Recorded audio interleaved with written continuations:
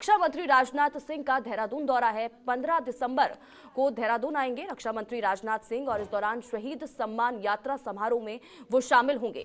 रक्षा मंत्री इस दौरान सैन्य धाम का भूमि पूजन करेंगे। तो देखिए, कार्यक्रम में सीएम धामी भी मौजूद होंगे।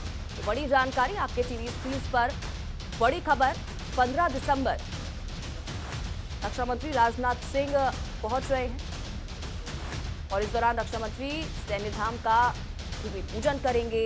सीएम पुष्कर सिंह धामी भी इस दौरान वहां पर मौजूद रहेंगे। देहरादून पहुंचेंगे 15 दिसंबर को रक्षा मंत्री राजनाथ सिंह।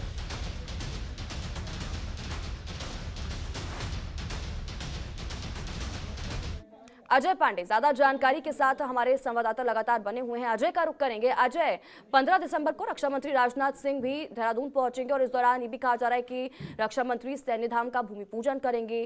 सीएम धाम में भी इस दौरान वहां पर मौजूद रहेंगे। क्या कुछ जानकारी कार्यक्रम को लेकर और कौन कौन वहां पर मौजूद रहने वाला है, किस तरह से कार्यक्रम रहेगा?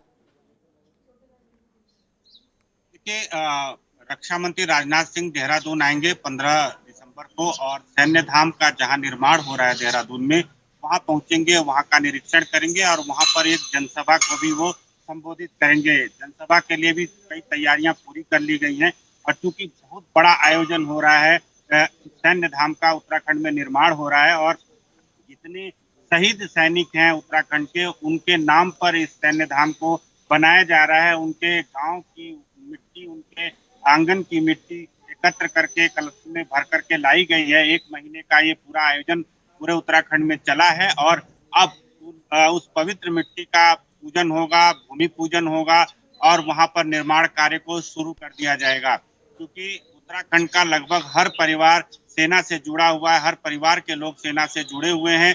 ऐसे में भावनात्मक रूप से सभी परिवारों का इस सैन्य भूमि से जुड़ाव, सैन्य धाम से जुड़ाव रहेगा और कुल मिलाकर के देवभूमि, वीर भूमि के को लेकर के जो परिकल्पना पूरे देश में बताई जा रही है, जिस पूरे देश के लोग जो जानते हैं उत्तराखंड के बारे में, यहाँ आने वाली पीढ़ी को भी ये बताने का संकल्प रखा गया है कि उनको बताया जाएगा कि उत्तराखंड के वीरों की भूमि है और यहाँ से भारी तादाद में लोग देश की सेवा के लिए निकलते हैं और सेना में अपनी सेवाएं देते हैं। तो आने वाली जो पीढ़ी है, उस पीढ़ी को बताने के लिए और सेना का जो पराक्रम रहा है, हमारे जो वीर सैनिकों ने शहादत दी है, उनके शहादत को वहां पर उनकी इबारत लिखी जाएगी, उनको बताया जाएगा। वहां पर जो आएंगे दर्शन करने, देखने आएंगे लोग, ये जानेंगे कि कौन कौन से ऐसे वीर योद्धा हमारे रहे हैं जिन्होंने देश के लिए, अपनी माटी के लिए अपना सर्वस्व बलिदान दिया है, अपने आप को देश के लिए समर्पित किया है। तो इस परिकल्पना को लेकर के देहरादून में सैन्य धाम का निर्माण किया जा रहा है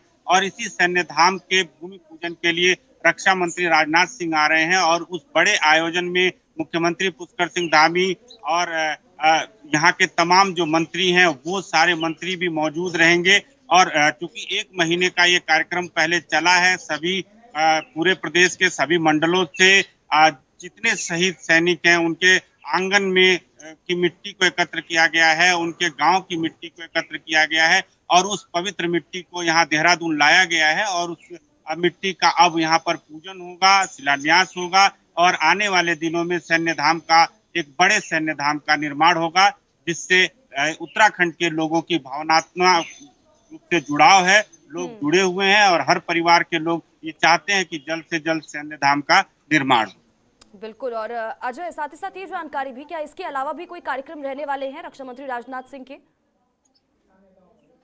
देखिए, जब रक्षा मंत्री राजनाथ सिंह यहाँ देहरादून आएंगे, सैन्य धाम का भूमि पूजन होगा, यहाँ पर उसके निर्माण की प्रक्रिया शुरू होगी। उसके बाद रक्षा मंत्री यहाँ पर एक जनसभा को भी संबोधित करेंगे और वो उस जनसभा के जरिए लोगों को बताएंगे कि किस तरह का आयोजन आने वाले समय में किया जाएगा। यहाँ के जो लोग हैं चाहते हैं, जिस तरह से भावनात्मक रूप से लोगों का जुड़ाव है, यहाँ के वीर योद्धा कैसे काम करते हैं, किस तरह से सेना में लोग जुड़ते हैं, पूरे देश में कैसा एक संदेश उत्तराखंड से जाता है कि अपने देश की रक्षा के लिए अपना सर्वोच्च न्यौछावर करने वाले जो लोग हैं वो यहाँ की मिट्टी में पैदा होते हैं और यहाँ से जो बड़ा संदेश जाता है, यही वजह है कि पूरे देश के लोगों का जो आकर्षण है अब धीरे धीरे सेना की ओर ज्यादा बढ़ने लगा है। क्योंकि उत्तराखंड का लगभग हर परिवार सेना से जुड़ा हुआ है। हर परिवार में बहुत से ऐसे परिवार हैं कि जिनकी कई पीढ़ियां सेना के लिए समर्पित रही हैं। बहुत लोगों ने अपने आप को बलिदान किया है, उनके परिवार के लोगों ने बलिदान किया है।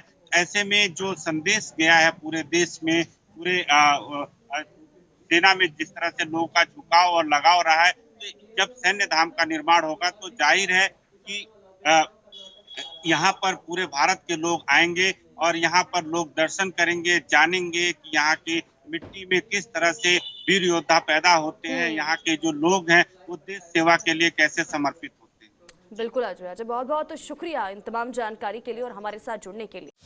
खबरों के निष्पक्ष विश्लेषण के लिए सब्सक्राइब करें Jantantra TV and press the bell icon. Never miss any update.